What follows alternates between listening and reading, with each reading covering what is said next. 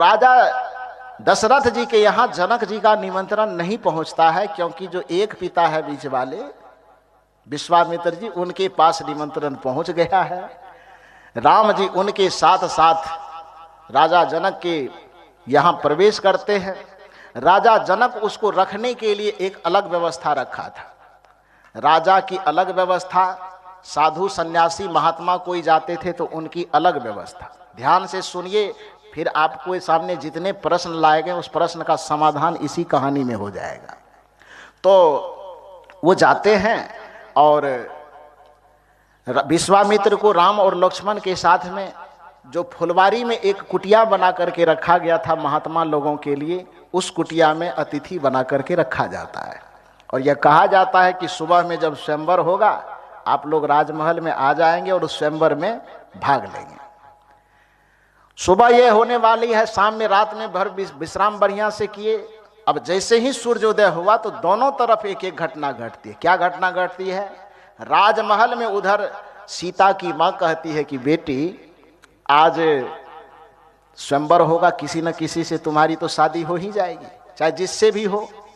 तो हम लोगों की वो मिथिलांचल जिधर सीता जी रहती है उस इलाके का ये प्रचलन है, पता नहीं इधर होता हो कि न होता हो, कि शादी से पहले जो लड़कियों को किसी मंदिर में भेजा जाता है कि जाओ पूजा पाठ कर लो, अपनी जो मनोकामना हो वो मांग लो, भगवान से वरदान, जीवन आगे बढ़िया से चले इसके लिए। तो सीता जी को मंदिर 5 सहेलियां दे दिया साथ में। अब 5 सहेलियों के साथ मंदिर भेज दिया कि जाओ पूजा कर लेना। पूजा करके जो भी मन में इच्छा होगा, जो भी अरमान होंगे वो वरदान भगवान से मांग लेना। 5 सहेली दिया और भेज दिया, चले गए। वह फुलवारी और मंदिर संजोग से उसी जगह था जिस जगह पर राम जी और विश्वामित्र जी ठहरे थे। उसी जगह पर फुलवारी भी था, उसी जगह मंदिर भी था। तो सीता जी गई सखियों के साथ, उस फुलवारी में फूल तोड़ ली, अब मंदिर चली गई पूजा करने। तो सीता जी चली गई मंदिर के अंदर, फूल चढ़ाई, अगरबत्ती चढ़ा जलाई, दिया जलाई, पान प्रसाद चढ़ा करके हाथ जोड़ के और भगवान के सामने बैठ गई। बाहर में कौन रह गई? बाहर में कौन रही? सहेली खड़ी है। एक घटना का यहाँ पटाक्षेप होता है, रोक दीजिए, अब इसको थोड़ा ब्रेक मारिए। अब दूसरा घटना तरफ देखिए। दूसरे तरफ इधर राम जी भी जगते हैं और विश्वामित्र भी जगते हैं। विश्वामित्र जी ने राम जी से कहा, देखो राम और लक्ष्मण, सवेरा हो गया है, पूजा पाठ करने का समय हो गया है, मुझे पूजा करना है, कुछ फूल वगैरह ले आओ तोड़ करके। और राम जी भी लक्ष्मण दोनों मिल करके फूल तोड़ने जाते। कहाँ पर? राम और लक्ष्मण फूल तोड़ने कहाँ जाते हैं? भिलाई में। कहाँ तोड़ने जाते हैं? उसी फुलवारी में, जिस फुलवारी के मंदिर में सीता जी पूजा कर रही है। राम और लक्ष्मण गए फुलवारी में फूल चुनने के लिए। राम जी का व्यक्तित्व, चूंकि उस कथा में मर्यादा पुरुषोत्तम परमात्मा के अवतार के स्वरूप उसका निर्धारण है, इसलिए राम जी का बड़ा अलौकिक वर्णन उस कथा में की गई है।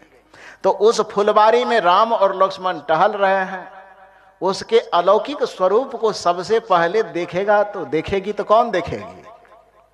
कौन देखेगी? क्यों देखेगी सहेलियां? मंदिर के अंदर है कि बाहर? अब कबीर साहब का सूत्र फिट बैठ रहा है। अब खींच करके आपको चारों तरफ से भ्रमण करवा करके एकदम दुर्ग भिलाई घुमाते घुमाते निर्मल ज्ञान मंदिर ला रहे हैं। समझ रहे हैं ना? तो उस श्री राम के स्वरूप को सबसे पहले कौन निहारेगी? सीता निहारेगी, सीता देखेगी कि सखियां देखेगी? क्यों? क्योंकि वह मंदिर के बाहर है। मंदिर के बाहर होने के कारण, ध्यान दीजिए, मंदिर वाला पहले नहीं देखेगा। देखेगा कौन? जो मंदिर के बाहर है। तुलसी पहले नहीं देखेंगे क्योंकि तुलसी मंदिर के अंदर है। कबीर पहले देखेंगे। क्यों देखेंगे? क्योंकि वो मंदिर के बाहर है। बुद्ध पहले देखेंगे, मीरा पहले नहीं देखेगी। महावीर पहले देखेंगे, सूर पहले नहीं देखेंगे। क्यों?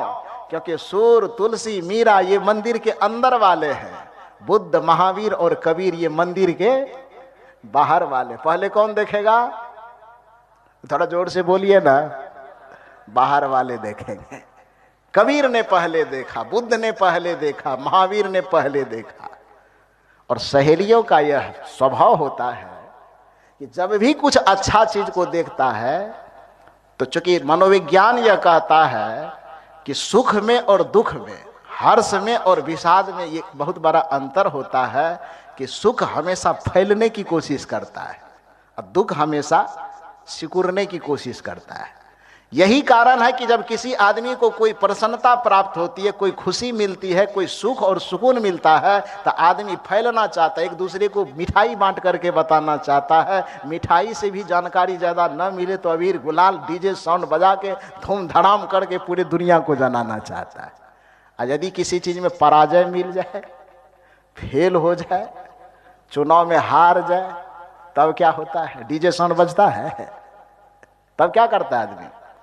सीधे जाता है अपने कमरे में, अपने पत्नी सबको भी कह देता है कि देखो हमको डिस्टर्ब मत करना। कहता है ना, कोई आवे तो कह देना कि घर पर नहीं है। अपने घर के भी जलते हुए लाइट को क्या करता है? बुझा देता है। यदि कम्बल अथवा चादर हो तो मुंह भी बाहर नहीं रखता, उसके अंदर मुंह डाल करके सो जाता है, सोता है ना। तो साइकोलॉजी यह कहती है, मनोविज्ञान यह कहता है कि दुख आदमी को सिकुड़ना सिखाता है और सुख आदमी को फैलना सिखाता है ना। तो सखियों को जब राम जी का दर्शन पहली बार हुआ तो सखियां सिकुड़ेगी कि फैलेगी? जोर से बोलिए। फैलेगी। सखियां फैलेगी तो एकदम डीजे साउंड पर नाचेगी। मीरा जैसे नाच गई, पायो जी मैंने राम रतन धन पायो, पायो जी मैंने राम रतन धन पायो। नाच गई हो। स्वाभाविक है कि उस परम तत्व की अनुभूति के बाद कोई अपने कदम को रोक नहीं सकता है। सुख का स्वभाव ही है फैलना, सुख का स्वभाव ही है नाचना, सुख का स्वभाव ही है गुलाल उड़ाना। सुख का स्वभाव तो परमात्मा स्वरूप की प्राप्ति से बड़ा सुख क्या हो सकता है? मीरा जैसे ही पाती है झूम जाती है, पायो जी मैंने राम रतन धन पायो। लोगों ने मीरा से पूछा कि प्राप्त किए हो तो कहां से? मंदिर से। मीराबाई ने कहा नहीं, भरम में मत पड़ना, मंदिर से नहीं मिला है हमको।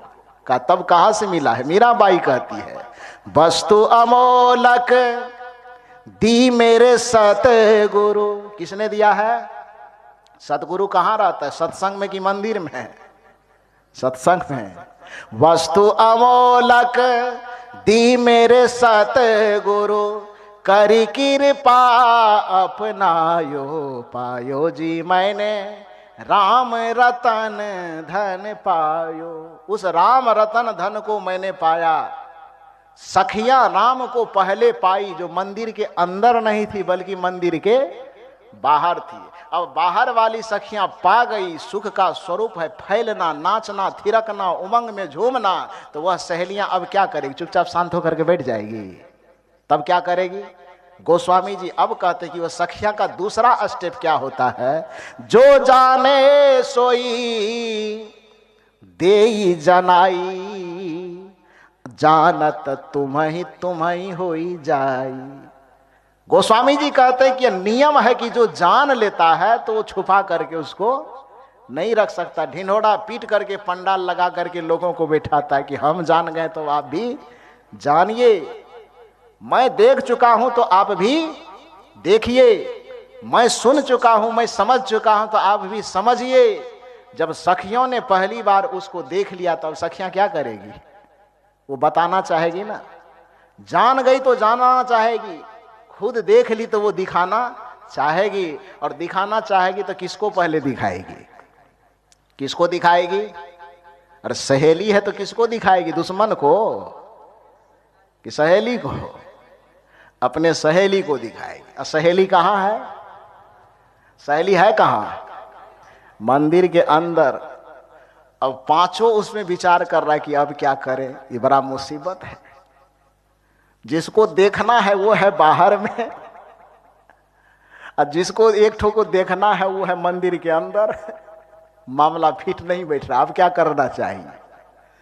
उस पांचों सहेलियों में दो विचारधारा के लोग थे, एक सगुन वाले और एक निर्गुण वाले। उसमें एक कबीर और बुद्ध की श्रेणी के थे, तो दूसरे इधर सूर और तुलसी के श्रेणी के। सहेलियां में कैटेगरी बांट दिया मैंने थोड़ा सा। उन दोनों में विचार किया जा रहा है कि भाई अब तो बड़ा मुसीबत हो गया, अब यहाँ क्या किया जाए। तो उसमें से पांचों सहेलियां कहती है चलो अंदर से, अच्छा जो भी करना है लेकिन अंदर चलो। पहले अंदर जाती है, तो अंदर जाने के बाद देखती है कि सीता जी आंख बंद किए, अगरबत्ती हाथ में लिए, मन मन बरबरा रही है। मैंने जो मांगती होगी कि हमारा ससुर बढ़िया दीजिएगा, पति बढ़िया दीजिएगा, जो भी वो कल्पना करती होगी सारी बात वो मूर्ति के सामने बैठ करके कर रही है। अब सहेलियां जब जा करके उसके सामने में, देखिए केवल कथा सुनने के दृष्टिकोण से कथा मत सुनिए। यह बात मैं इसलिए आपको कह रहा हूं कि कबीर साहब को आपने बहुत ज्यादा दुत्कारा है कि मंदिर छोड़वाता है, मूर्ति छोड़वाता है, ये करता है, वो करता है। इसीलिए मैं आपको मंदिर वाला प्रसंग ही ला करके आपके बीच में रख रहा हूं कि भगवान कैसे मिलेंगे, उस सत्य का अनुभव कैसे होगा, उसकी अनुभूति कैसे होगी। इसलिए मैं उसी प्रसंग को चुन रहा हूं जो प्रसंग मंदिरे वाला है, सीधे डायरेक्ट। समझ रहे ना बात को। सीता जी के सामने सहेलियां खड़ी हो गई, देखा कि आंख बंद किए बुदबुदा रही है, कुछ प्रार्थना कर रही, मन ही मन कुछ मांग रही है।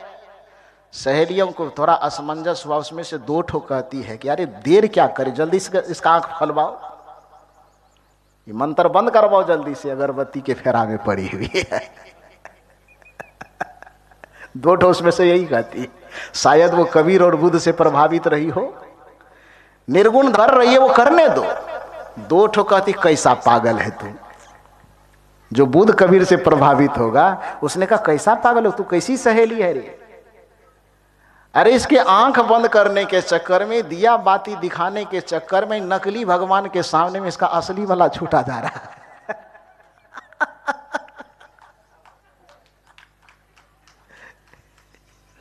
यहां तो प्रतिमा बैठी हुई है और वहां परमात्मा बैठे हुए हैं। ये प्रतिमा के चक्कर में परमात्मा छूट जाएगा, ये नकली के चक्कर में वो असली छूट जाएगा। इसलिए वो असली को पकड़वाने के लिए, असली का दर्शन और असली की अनुभूति करवाने के लिए अगरबत्ती को हटवाना पड़े तो क्या करना चाहिए। अरे जोर से बोलिए। कबीर साहब यही तो कर रहे हैं। बुरा क्यों लग रहा है। सखियों ने कहा कि मंदिर अगरबत्ती बंद करवाओ, दिया बंद करवाओ, लड्डू वगैरह रहने दो अपने जगह पर। तो दो ठो उसमें से कहती अरे बाप पाप लगेगा, ऐसा मत करवाओ। दो ठो कहती धट बंद करवाओ, जल्दी से इसको ले चलो। तो बात नहीं कहती, कुछ कहती बंद करवाओ, कुछ कहते नहीं बंद करवाओ। परिणाम यह हुआ दोनों करते करते करते अंत में दो सहेलियां जो निर्गुण वाली थी उसने सीता को झकझोरा बढ़िया से। सीता भी करी मार, उठेंगे तो मारेंगे। पूजा करने देख नहीं रही है सीता। ये सहेलियों ने कहा कि अरे पूजा करने के परिणाम में जिस तत्व की तुम तलाश कर रही हो वो तत्व यहां नहीं है, वो कहां है, बाहर में है। उसके अनुभव के लिए इस दायरे से तुम्हें बाहर निकलना होगा। ये परंपरा से, प्रथा से, रीति से, रिवाज से, कर्मकांड से तुमको बाहर निकलना होगा। बाहर निकलने के अलावा दूसरा कोई उपाय नहीं है। यह बात सोच करके सीता को बहुत झकझोरा जाता है। कुछ सहेलियों ने कहा कि झकझोरने से काम नहीं चलेगा, इसको बढ़िया से चुट्टी उट्टी थोड़ा सा काटो तब उछिल मिला के उठेगी। अब सहेलियां ही है तो इतना तो कर ही सकती है ना। किसी तरह से झकझोर करके उसे उठाया गया। सीता पहले तो गुस्साती है क्योंकि जगाने वाले हमेशा डांट खाता। कबीर साहब ने कहा संतो देखत जग बौराना, सांच कहे तो मारन धावे झूठे जग पतियाना। जैसे ही सीता को झकझोर करके जगाया गया, सीता डंडा लेके उठी कि पीटेंगे। आंख क्यों खुलवाया मेरा, सदा से पीटा, आंख खुलवाने वाला सदैव से दुत्कारा गया। इसीलिए कबीर दुत्कारे गए क्योंकि वो आपके आंख खुलवाते। सदा प्रताड़ित होता है आंख खोलवाने वाला, सदा आलोचना के शिकार होते हैं आंख खोलवाने वाला। इसलिए कबीर को आलोचना का शिकार होना पड़ा। सीता डंडा लेके उठी कि तूने मेरा आंख क्यों खोलवाया, हम तो पूजा कर रहे थे। सहेली ने कहा कि मार लेना, उसकी परवाह नहीं है, खुशी मुझे इस बात की है कि तूने आंख खोला, जरा सा बाहर निकल, देख तेरा परमात्मा तुम्हारा इंतजार कर रहा है। और यह कह करके सीता का हाथ पकड़ करके मंदिर के अंदर धकेला कि मंदिर से बाहर किया। कबीर साहब आपको क्या कर रहे हैं, अंदर की बाहर? कबीर का रास्ता समझ में आ रहा है? समझ में आ रहा है कि नहीं? सदगुरु कबीर वही बात कर रहे हैं जो सीता की उन सहेलियों ने किया। सीता के हाथ को पकड़ करके वो थाली के पास से जो अगरबत्ती, दिया, पूजा पाठ, मिठाई, रसगुल्ला जो भी चढ़ा हुआ था, वो मंदिर के चौखट से खींच करके बाहर ले आई। और जैसे ही सीता आती है तो आगे की सारी घटना आप लोग जानते हैं, वो बताने की आवश्यकता नहीं है। जैसे ही सीता मंदिर के चौखट से बाहर आती है, वो अगरबत्ती दिया के झंझट से मुक्त होकर के जैसे ही बाहर आती है, तो बाहर आने के बाद सामने में राम खड़े हैं, सामने में सीता खड़ी है, दोनों की नजर मिलती है और सदा सदा के लिए एक हो जाते हैं। ये कहानी तो कहानी के रूप में आपने जैसे सुन लिया, बड़ा रसदार लगा होगा आप लोगों को, लेकिन इस कहानी के भाव को यदि आप आत्मसात करेंगे तो फिर सदगुरु कबीर साहब आपको खट्टे नहीं लगेंगे। यदि इस कहानी के सारांश को अपने जीवन में उतरने दीजिएगा तो सदगुरु कबीर साहब के जो भक्ति का पथ है वो आपको उटपटांग नहीं लगेगा। जो सदगुरु कबीर के चिंतन, ईश्वरीय चिंतन है, ईश्वर अनुभव करने का जो मार्ग है, वह मार्ग आपको बुरा नहीं लगेगा। वहां से मुक्त, मैंने कहा कि गाड़ी चाहिए बच्चे को चलने के लिए, कब तक? जब तक वो 5 साल के अंदर है, लेकिन उसकी सीमा को जैसे पार करे तो गाड़ी के साथ चलना जरूरी है कि गाड़ी का छूटना जरूरी है? गाड़ी का छूटना जरूरी है। उसी तरह से भक्ति के प्रारंभिक दौर में अपने मन और बुद्धि को सहारा देने के लिए जिस सगुण प्रतीकों को आपने पकड़ करके रखा है, यदि थोड़ा सा मन और बुद्धि परिपक्व हो जाए तो उस सहारे को छोड़ करके निर्गुण के आकाश में मुक्त होकर के दौड़ने का प्रयास कीजिए। यही सदगुरु कबीर आपको कहना चाहते हैं।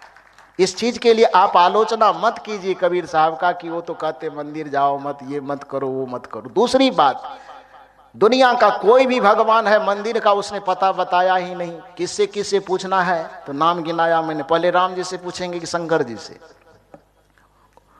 उम्र में पहले बड़े शंकर जी, उन्हीं से पूछा जाए क्या? कल्पना की, अभी समय कितना वो भी बताइएगा जी। चलने दूं? अच्छा, थोड़ा सा और चला देता हूं, सबसे पूछवा करके फिर बंद कर दूंगा। तो भगवान शंकर जी से पूछवाता हूं, आप लोग बताइए कि मैं जैसे बिहार से आया हूं, इसमें से बहुत लोग यह जानना चाहेंगे कि मैं कहां से आया हूं। तो एक एक आदमी को मैं फोन नंबर लिखाऊं, मुंह से बताऊं, ये तो संभव नहीं है। तो उसके लिए हम लोग क्या करते हैं, एक कार्ड छपवाते हैं। उस कार्ड को क्या बोलते हैं जी? विजिटिंग कार्ड बोलते हैं। सब लोग छपवाता है। तो उस विजिटिंग कार्ड में मैं बता दूं, मैं बिहार राज्य के भागलपुर जिला कहलगांव अनुमंडल में कबीर पारख निकेतन चैरिटेबल ट्रस्ट है, मैं वहां रहता हूं। विजिटिंग कार्ड में ये पता लिख करके मैं आपको दे दूं, और वह विजिटिंग कार्ड अपने पास में तो आप रखे रहे, लेकिन जब आप उस पते के अनुसार मुझे खोजने चले तो कार्ड अपने मुट्ठी में रखें और खोजने के लिए मुझे बंगलोर चले जाएं, तो मुझे आप खोज पाएंगे क्या? मैं आपको मिलूंगा? कार्ड अपने मुट्ठी में रखे रहें कहलगांव भागलपुर बिहार का, और खोजने के लिए मुझे दिल्ली चले जाए, मैं मिलूंगा? कलकत्ता चले जाए, मैं मिलूंगा? मैं कब मिलूंगा? जब उस कार्ड पर लिखाए गए जो भी पता मैंने आपको दिया है, उस पता के अनुसार जब आप चलेंगे तो दिन चाहे जितना लग जाए, लेकिन आप मेरे पास पहुंच जाएंगे। इतना फार्मूला तो समझ रहे हैं? भगवान शंकर, भगवान राम, भगवान कृष्ण, जिसको भी खोजने की भूमिका आप अपने मन मंदिर में तैयार करते हैं, नक्शा तैयार करते हैं, उसका विजिटिंग कार्ड से कभी अवगत हुए कि नहीं हुए? रखे तो है मुट्ठी में, पढ़ते भी हैं। कैसे, मैं बताऊं? बता रहा हूं। सबसे पहले भगवान शंकर का विजिटिंग कार्ड लाते हैं। भगवान शिव का विजिटिंग कार्ड, जो उनका एक प्रसिद्ध मंत्र है, कर्पूर गौरम करुणावतारम संसार सारम भुजगेंद्रहारम सदा वसंतम हृदयारविंदम भवम भवानी सहितम नमामि। ये मंत्र किसका है? कबीर साहब का। किसका मंत्र है ये? शंकर भगवान का। ये विजिटिंग कार्ड शंकर जी का है। इसको गा के सुना, थोड़ा मैं पढ़ के सुनाता हूं, आप लोग भी पीछे से दोहराइए। कर्पूर गौरम करुणावतारम संसार सारम भुजगेंद्र हारम सदा वसंतम मंदिर बिंदम। फंस गए क्या आप लोग? फंस गए। सदा वसंतम देवघर बिंदम, यहां वाला कौन मंदिर है प्रसिद्ध है? महाकालेश्वर है। सदा वसंतम कहां? महाकालेश्वर। गियर में फंसे कबीर साहब के। भगवान शंकर जी जो अपना निवास का पता दे रहे हैं, वो पता क्या दे रहे हैं? सदा वसंतम मंदिरम की मस्जिदम की गिरजाघरम की गुरुद्वारम। कहां? सदा वसंतम हृदयारविंदम। सदा का मतलब क्या होता है? सोमवारी। सदा माने केवल सोमवारी कि केवल सावन महीना? क्या होता है? कुछ माता जी लोग बहुत ठहाका लगा रही है। क्यों लगा रही है? ये भगवान शंकर बता रहे हैं कि भाई तू मेरा पता पूछना चाहते हो, मुझको जानना चाहते हो, मुझको अनुभव करना चाहते हो, तो उस अनुभव करने का मेरा पता है कि मैं सदा जहां निवास कर, सदा माने हमेशा, अनवरत, निरंतर, प्रतिपल, प्रतिक्षण, कभी भी हटने वाला नहीं, वैसी स्थिति वैसा जगह मेरा कौन सा है? तो भगवान शंकर कहते हैं कि कर्पूर गौरम करुणावतारम संसार सारम भुजगेंद्र हारम सदा वसंतम हृदयारविंदम। तो भगवान शंकर ने कहा कि मैं सदा कहाँ निवास करता हूँ? न कैलाश पर्वत पे निवास करता हूँ, न देवघर में निवास करता हूँ, न महाकालेश्वर में निवास करता हूँ। निवास कहाँ करता हूँ? हृदय रूपी मंदिर में निवास करता हूँ। याद रखिए, हृदय कहा।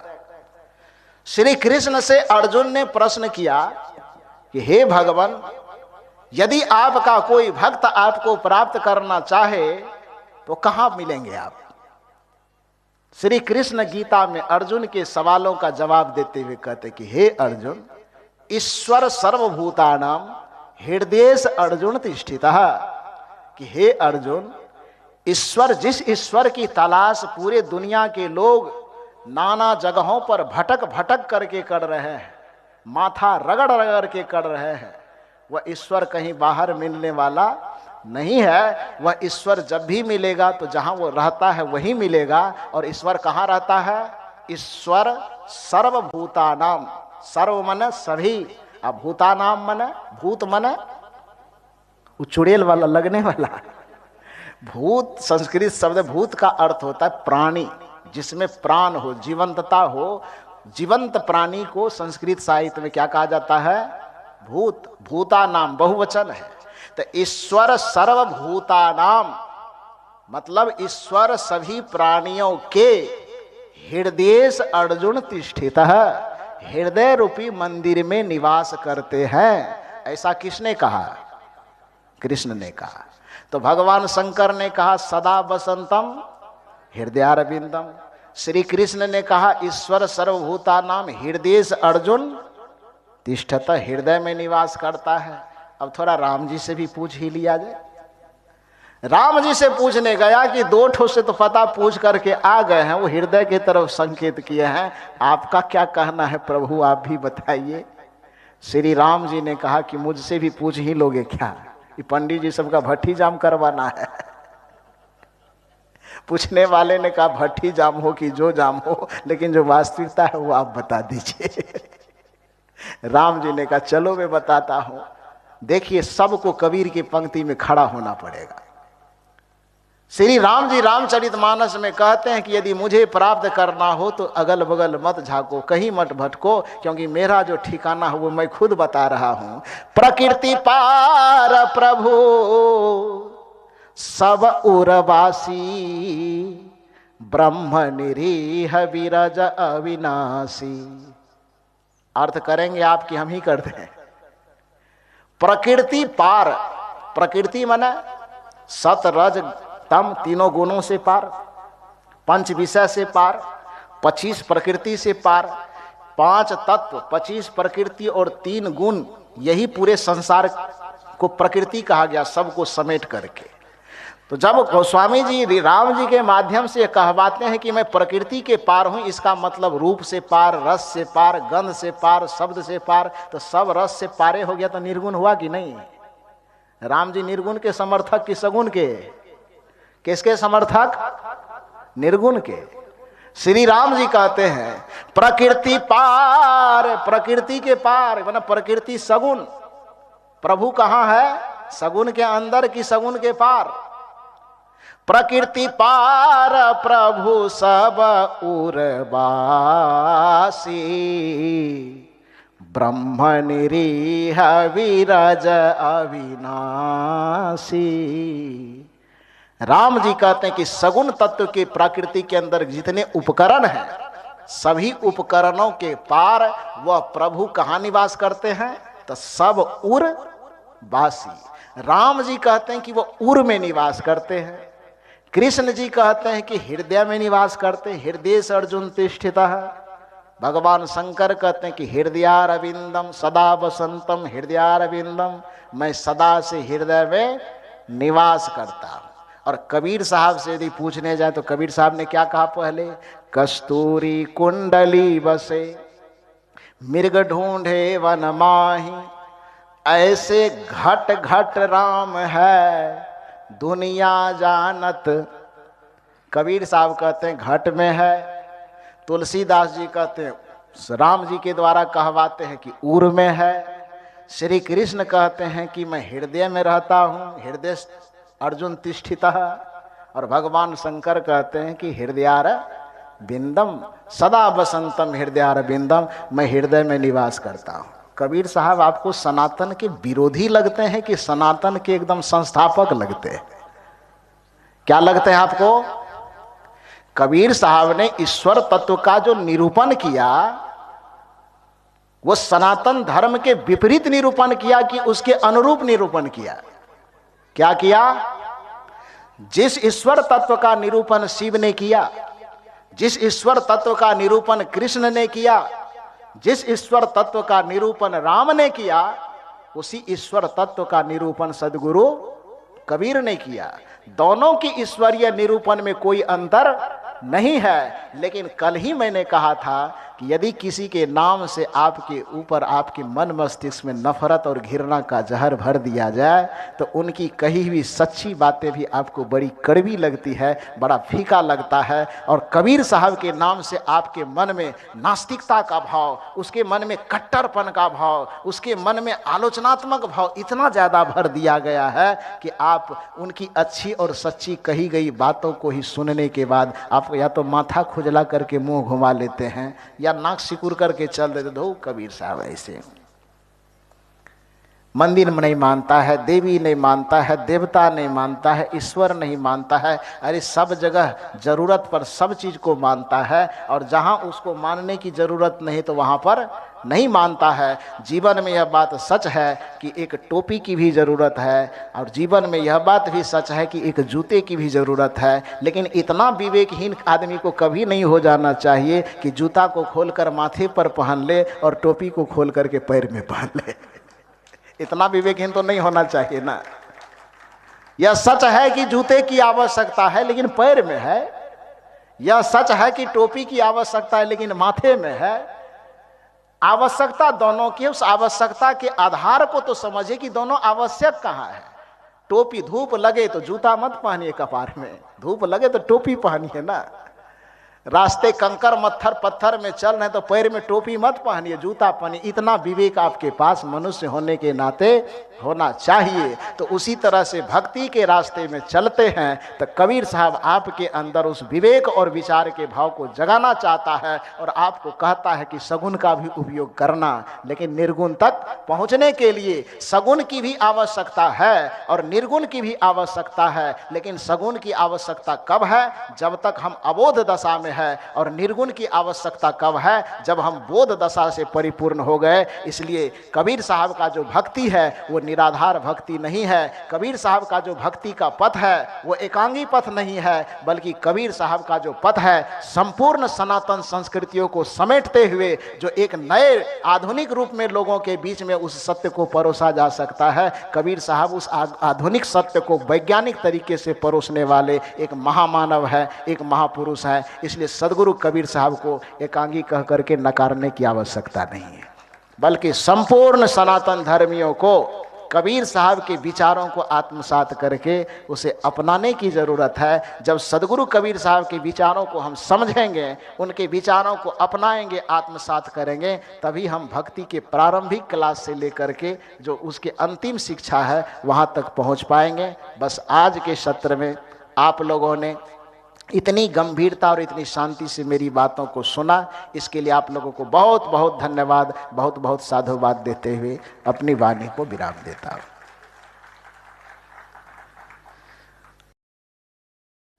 बोलिए सदगुरुदेव की जय, सदगुरु कबीर साहेब की जय।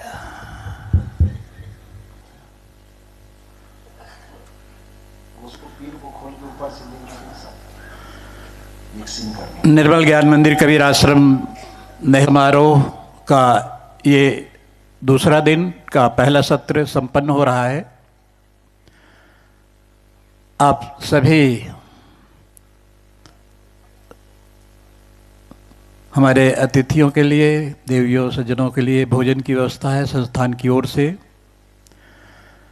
आप भोजनालय में प्रस्थान करके संपूर्ण व्यवस्था के साथ में आप स्वयं भी सहयोगी बने और स्वयं प्रसाद भी ग्रहण करें। जगत चला जाए यहाँ को ना रहिया हो, को ना रहिया हो। जगत चला जाए यहाँ को ना रहिया हो, को ना रहिया हो।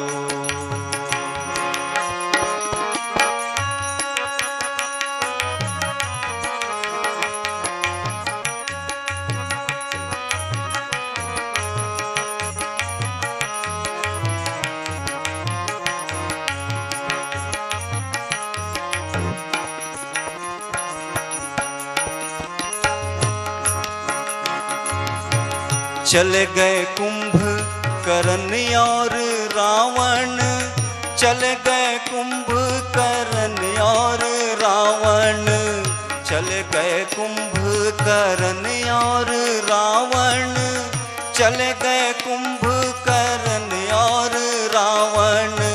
चले गए रामा, चले गए रामा लखन चारों भैया हो।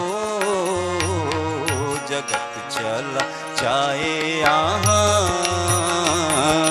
को ना रहिया हो, को ना रहिया हो। जगत चला जाए यहाँ को ना रहिया हो, को ना रहिया हो।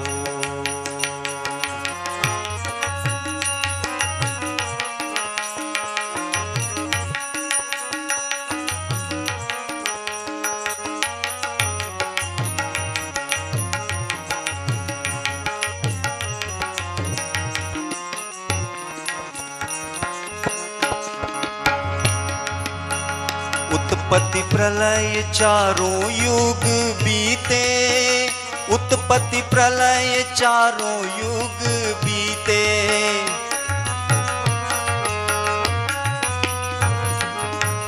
उत्पत्ति प्रलय चारों युग बीते, उत्पत्ति प्रलय चारों युग बीते।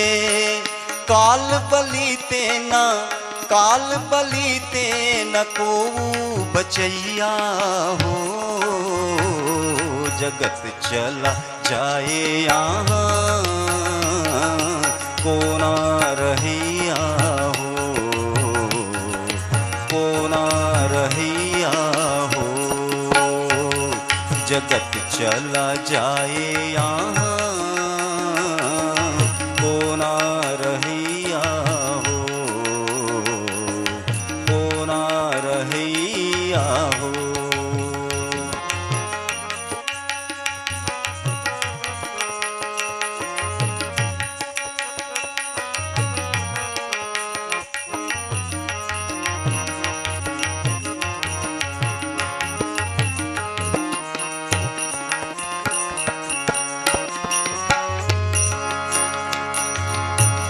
कहे कबीर सुनो भाई साधो, कहे कबीर सुनो भाई साधो।